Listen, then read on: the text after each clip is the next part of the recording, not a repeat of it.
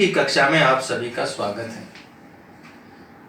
हिंदी व्याकरण के तहत आज का हमारा जो टॉपिक है उसका नाम है कारक। आज हम कारक पढ़ने जा रहे हैं। ये जो कारक टॉपिक है ये 6th, 7th, 8th, 9th और 8th सभी कक्षाओं के लिए अति आवश्यक है। तो हम शुरू करते हैं आज का हमारा टॉपिक कारक।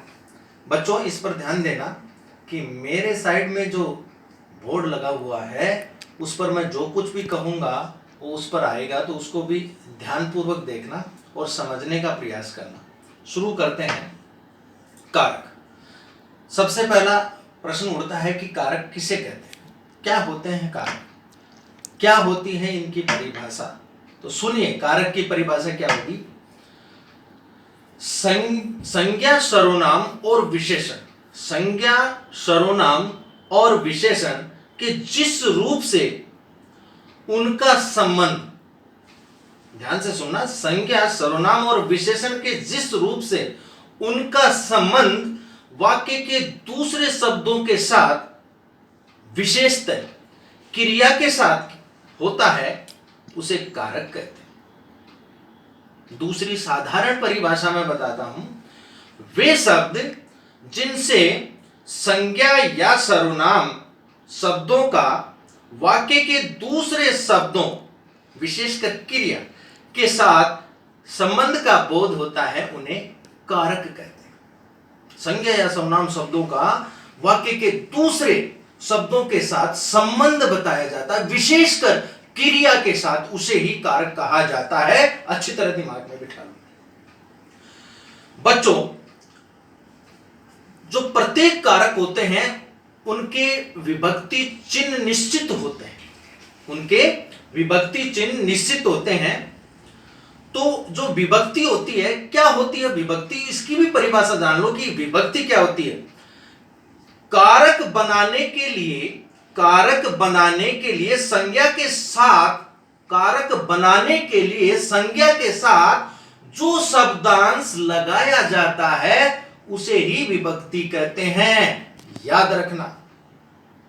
ठीक है, अब हम जानेंगे कारक के भेद। बच्चों कारक 8 प्रकार के होते हैं। अब यहां जो बोर्ड है, मैं जो कुछ बोलूंगा उस पर आएगा, ध्यान देना। क्या आएगा, एक तरफ तो कारक का नाम, दूसरी तरफ उसकी विभक्ति चिन्ह या उसकी विभक्ति क्या होती है। जैसे मैं बोलता हूं, सबसे पहला कारक है कर्ता कारक, उसकी विभक्ति होती है ने। दूसरा है कर्म कारक, उसकी विभक्ति होती है को। उसके बाद तीसरा कारक है करण कारक, उसकी विभक्ति होती है से द्वारा। उसके बाद आता है नंबर 4 संप्रदान कारक, उसकी विभक्ति होती है के लिए। उसके बाद 5वें नंबर पर आता है अपादान कारक, इसकी विभक्ति होती है से, दूर, अलग होना, पृथक होना। से भी आता है, देखो से, करण का भी आता है से और संप्रदान का भी आता है से। लेकिन संप्रदान का, सॉरी, अपादान का भी आता है से, संप्रदान का नहीं, अपादान का भी आता है से और करण का भी आता है से। लेकिन जो अपादान का से होता है, जो विभक्ति से होती है, वो अलग होना, दूर होना और पृथक होना प्रकट करती है। ये विशेष ध्यान देंगे। नंबर 5 कारक का नाम है संबंध कारक, इसकी विभक्ति होती है का, के, की, रा, रे, री, ना, ने, नी। इन विभक्तियों को संज्ञा या सर्वनाम से जोड़ करके कारक बनाया जाता है। उसके बाद 7 नंबर पर है अधिकरण कारक। अधिकरण की विभक्ति होती है में, पर, पे। उसके बाद अंतिम जो कारक है उसका नाम है संबोधन कारक, इसकी विभक्ति होती है हे, अरे, ओ। ये इनकी विभक्ति होती है। अब हम इनको विस्तार से पढ़ेंगे। तो सबसे पहले जो कारक आता है वो है कर्ता कारक। तो कर्ता कारक की क्या परिभाषा बनती है, संज्ञा या सर्वनाम का वह रूप, संज्ञा या सर्वनाम का वह रूप जिससे क्रिया करने वाले का बोध होता है, जिससे क्रिया करने वाले का बोध होता है। क्रिया का मतलब कार्य, जो वाक्य में कार्य करता है, क्रिया करता है, उसका पता जिस शब्दों से चलता है उसे ही कर्ता कारक कहते हैं। ठीक है। कर्ता कारक की विभक्ति होती है ने। जैसे मैं वाक्य बोल के बताता हूं, देखो, नरेश ने पाठ पढ़ लिया है। नरेश ने पाठ पढ़ लिया है। इसमें जो नरेश है उसके साथ विभक्ति लगी है ने, और पाठ पढ़ने का कार्य कौन कर रहा है? नरेश। यानी क्रिया किसके द्वारा की जा रही है? नरेश के द्वारा। यानी हमें ने से, इसकी विभक्ति से इसका पता चलता है कि नरेश कार्य कर रहा है, इसलिए नरेश जो है कर्ता कारक। उसके बाद दूसरा उदाहरण, मोहन ने भोजन कर लिया है। अब भोजन करने का कार्य या क्रिया कौन कर रहा है? मोहन कर रहा है। ने विभक्ति आया है, इसलिए मोहन कर्ता कारक। इसके बाद आता है अगला जो आएगा वो है कर्म कारक। अगला जो है उसका नाम है कर्म कारक। अब हम कर्म कारक की परिभाषा जानेंगे, तो सुनिए। वाक्य के कर्ता द्वारा, वाक्य के कर्ता द्वारा जो कुछ भी किया जाता है वह कार्य या क्रिया कहलाता है। आप सभी जानते हैं कि वाक्य में कर्ता के द्वारा जो भी कुछ किया जाता है वह कार्य या क्रिया कहलाता है। तो परिभाषा क्या हुई? कर्म कारक की। वाक्य में जिस शब्द पर क्रिया का फल पड़ता है उसे कर्म कारक कहते हैं, और कर्म कारक की विभक्ति जो है वो को होती है। अब जैसे उदाहरण मैं बताता हूं, सुनना गौर से। महेश पुस्तक को पढ़ता है। महेश पुस्तक को पढ़ता है। अब इसमें पढ़ने का कार्य किया जा रहा है महेश के द्वारा, लेकिन इस जो पढ़ने की जो क्रिया हो रही है इसका फल सीधा किस पर पड़ रहा है? पुस्तक पर पड़ रहा है। किस पर पड़ रहा है? पुस्तक पर पड़ रहा है। अतः पुस्तक जो है वो कर्म कारक। ठीक है। इसके बाद तीसरा नंबर का जो कारक है उसका नाम है करण कारक। तो करण कारक की क्या परिभाषा होती है? संज्ञा या सर्वनाम के जिस रूप से, संज्ञा या सर्वनाम के जिस रूप से क्रिया के साधन का बोध होता है। साधन यानी जिसके माध्यम से, जिसके द्वारा क्रिया पूर्ण होती है वही साधन होता है। जो राम गड्ढा खोद रहा, फावड़े से गड्ढा खोद रहा है, तो वो गड्ढा खोदने की जो क्रिया हो रही है वो फावड़े से हो रही है, तो फावड़ा साधन है। तो जिस संज्ञा या सर्वनाम के जिस रूप से क्रिया के साधन का बोध होता है उसे करण कारक कहते हैं, और करण कारक की विभक्ति के द्वारा होती है। अब जैसे उदाहरण के द्वारा आप समझ जाएंगे। सुरेश फुटबॉल से खेलता है। सुरेश फुटबॉल से खेलता है। खेलने की क्रिया हो रही है और साधन क्या है खेलने का? फुटबॉल। तो फुटबॉल क्या है? करण कारक। फुटबॉल क्या है? करण कारक। क्रिया के साधन का बोध हो गया, और साधन क्या है? फुटबॉल। तो फुटबॉल क्या होगी? करण कारक। दूसरा उदाहरण देखो। दिनेश कार के द्वारा यात्रा करता है। अब दिनेश कार के द्वारा यात्रा करता है। यात्रा करना एक क्रिया हो रही है, और वो किसके द्वारा संपन्न हो रही है? कार के द्वारा। यात्रा किसके द्वारा संपन्न हो रही है? कार के द्वारा। तो कार साधन है यात्रा करने का, तो इसका बोध हो गया, इसलिए कार जो है, कार के द्वारा जो है वो क्या हो गया? करण कारक हो गया। ठीक है। हाँ, नंबर 4 संप्रदान कारक। संप्रदान कारक की क्या परिभाषा बनती है? संज्ञा या सर्वनाम का वह रूप, संज्ञा या सर्वनाम का वह रूप जिसके लिए क्रिया की जाती है, जिसके लिए क्रिया की जाती है उसे संप्रदान कारक कहते हैं। वो जो संप्रदान का अर्थ होता है देना। संप्रदान यानी देना, यानी वाक्य में कर्ता जिसके लिए कार्य करता है उसे संप्रदान कहते हैं। जिसके भी लिए कर्ता कार्य करता है उसे संप्रदान कहते हैं। ठीक है। संप्रदान कारक जो है उसकी विभक्ति होती है के लिए। क्या होती है? विभक्ति के लिए। उदाहरण में बोलता हूं। सबसे पहला उदाहरण, रमाकांत अपने पिता के लिए फल लाया, एक वाक्य ये। दूसरा वाक्य है, महेश ने दिनेश को पुस्तक दी। अब देखिए, इन वाक्यों में रमाकांत द्वारा पिता के लिए फल लाने की क्रिया की गई है। ऐसी स्थिति में पिता संप्रदान कारक है। महेश ने दिनेश को पुस्तक प्रदान की, अर्थात महेश देने का कार्य कर रहा है और दिनेश लेने का कार्य कर रहा है।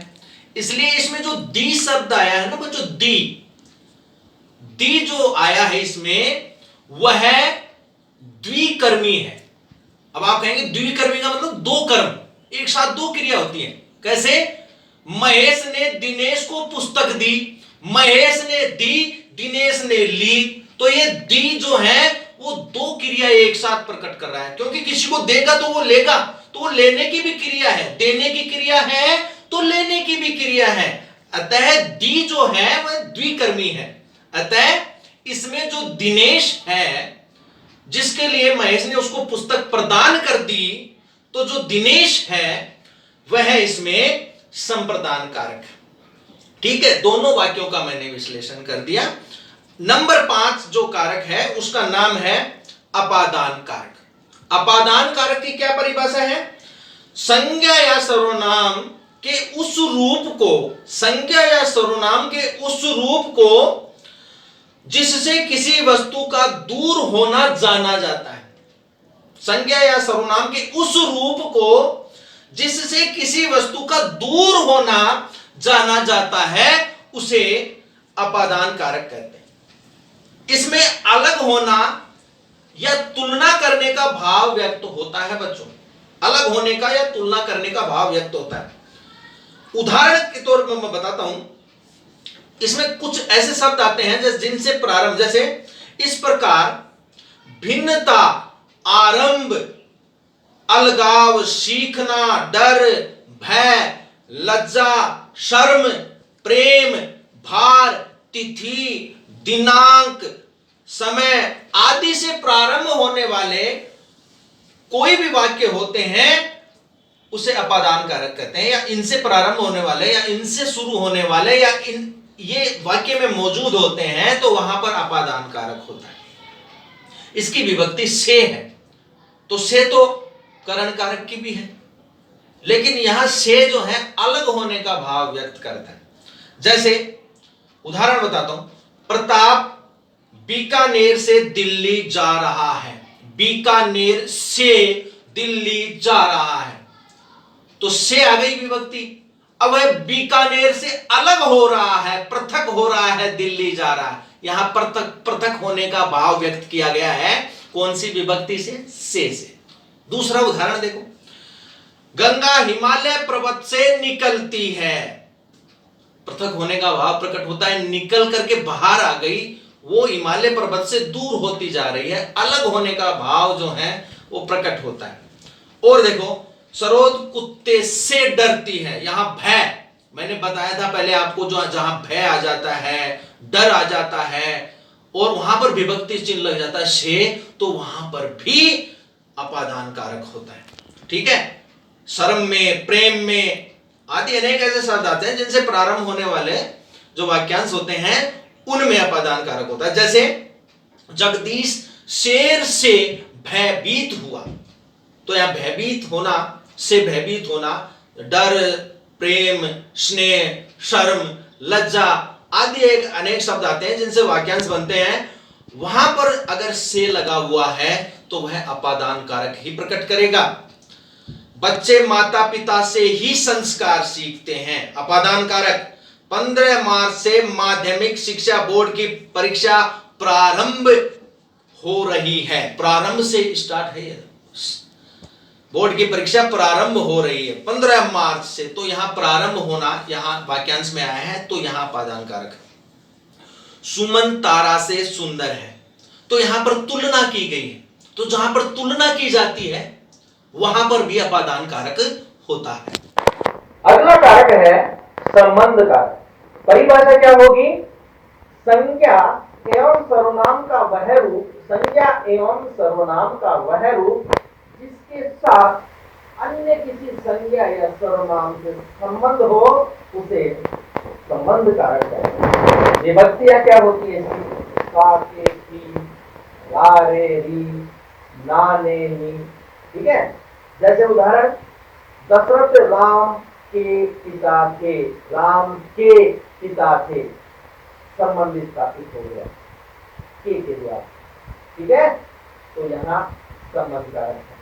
गुरु जी ने छात्र को बहुत जोर से पीटा। गुरु जी ने छात्र को बहुत जोर से पीटा। ठीक है, अगला कारक है अधिकरण कारक। परिभाषा क्या होती है? वाक्य का कर्ता, वाक्य का कर्ता जिस समय या जिस स्थान पर कोई कार्य करता है या जिस स्थान पर कार्य करता है उसे अधिकरण कारक कहते हैं। संज्ञा या सर्वनाम पदों के जिस रूप से क्रिया के आधार का बोध होता है उसे अधिकरण कहते हैं। जिस स्थान पर, जिस जगह पर, ठीक है, जिस समय कर्ता के द्वारा कार्य किया जाता है, अगर इस बात का पता चलता है तो अधिकरण कारक। जैसे इसकी विभक्तियां क्या होती है? पहले में, पर, पे। जैसे उदाहरण देखिए, वृक्ष पर मोर बैठा है। बैठने का काम मोर के द्वारा किया जा रहा है। आधार क्या है? कहां पर बैठा है? वृक्ष पर। तो वृक्ष पर आधार पता चल गया, जहां पर क्रिया हो रही है उस जगह का पता चल गया, तो यहां पर अधिकरण कारक हुआ। उसके बाद आकाश में वायुयान उड़ रहा है। आकाश में वायुयान उड़ रहा है, तो उड़ने का कार्य हो रहा है किसके द्वारा? वायुयान के द्वारा। आधार का पता चला, कहां? प्रश्न आता है कहां? आकाश में। स्थान का पता चल गया तो अधिकरण कारक। ठीक है, इसके बाद जो अंतिम जो कारक आता है उसका नाम है संबोधन कारक। ठीक है, तो हम पढ़ेंगे संबोधन कारक। परिभाषा क्या होती है? संज्ञा या सर्वनाम के जिस रूप से किसी को पुकारने, बुलाने तथा चेतावनी देने का बोध होता है उसे संबोधन कारक कहते हैं। ठीक है, संबोधन कारक की विभक्ति क्या होती है? हे, अरे, ओ, ऐजी आदि। ठीक है, ध्यान रखना संबोधन का एक चिन्ह भी आता है, ऐसे लाइन करके नीचे डॉट लगा करके, आपने कई जगह देखा हो। ठीक है, उदाहरण मैं बताता हूं। अरे रमेश, संबोधन चिन्ह, बुलाया किसी को, अरे रमेश, संबोधन चिन्ह लगाया रमेश के आगे। यहां आओ, तो कौन सा कारक हुआ यहां? संबोधन कारक। ठीक है, दूसरा वाक्य, हे भगवान अब तो मेरी मदद करो। हे भगवान, भगवान को पुकारा गया तो भगवान के आगे संबोधन, फिर मेरी मदद करो, अब तो मेरी मदद करो। तीसरा वाक्य, ओ बेटा, ओ बेटा, संबोधन, एक गिलास पानी पिला दो। अंतिम वाक्य, अरे अरे, आश्चर्य होता है, जहां पर आश्चर्य होता है, अचानक कोई भी आश्चर्य के साथ हम कोई भी बात करते हैं, अरे, तो ये भी संबोधन में ही आता है। अरे, संबोधन चिन्ह, तुम यहां भी आ गए। तो इस तरह से ये 8 कारक मैंने आपको बताए। बच्चों एक विशेष ध्यान रखना कि 9th क्लास के जो बच्चे हैं वो पहले के जो भी टॉपिक अपना देखना चाहते हैं, इससे पहले जो भी मैंने बताए हैं, तो वो आई का जो बटन है उसको दबाना न भूलें, चैनल को सब्सक्राइब करना न भूलें। और बच्चों में जल्दी ही जो है जूम ऐप के ऊपर प्रॉब्लम सॉल्विंग शुरू करने जा रहा हूं, तो आप लोग जो है डिस्क्रिप्शन में जरूर देखें, वहां पर एक लिंक दिया हुआ है जिसके द्वारा आप अपने अपने मोबाइल फोन में, एंड्रॉइड फोन है सभी के पास, मोबाइल फोन में जो है वो उस एप्लीकेशन को डाउनलोड कर लें। उसके बाद में जैसे ही मुझे समय मिलेगा तो मैं आप लोगों को जो मेरी जूम ऐप की आईडी है वो भेज दूंगा और उसके साथ पासवर्ड भेज दूंगा। उसके बाद हम जो है एक दिन निश्चित कर लेंगे, उस दिन हम बैठ करके जितना भी पढ़ाया है उसकी प्रॉब्लम सॉल्विंग के बारे में चर्चा करेंगे आमने सामने बैठ करके। ठीक है, वीडियो ऐप है ये, वीडियो के माध्यम से हम जितना भी पढ़ाया है, वो चाहे 9th क्लास हो 10th क्लास हो कोई भी क्लास हो, तो सबका टाइम टेबल मैं बता दूंगा। जिनको मुझे पहले बुलाना है उनको मैं पहले जो है ये आईडी सेंड करूंगा, जिससे हम बैठ करके जो है प्रॉब्लम सॉल्विंग की चर्चा करेंगे। ठीक है, और आज की क्लास में इतना ही। और इसकी जो पीडीएफ फाइल है मैं इस वीडियो के साथ डाउनलोड कर दूंगा और अपलोड कर दूंगा, तो आप लोग उसको डाउनलोड करके और होमवर्क कर लेना। धन्यवाद।